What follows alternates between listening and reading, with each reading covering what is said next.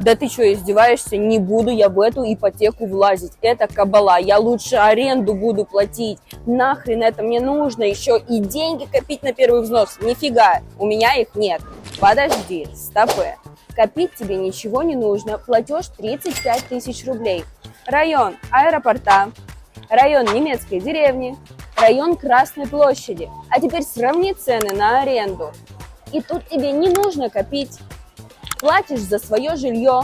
Ну, нет, конечно, выбор за тобой. Можешь и дяде квартиру в ипотеке выплатить.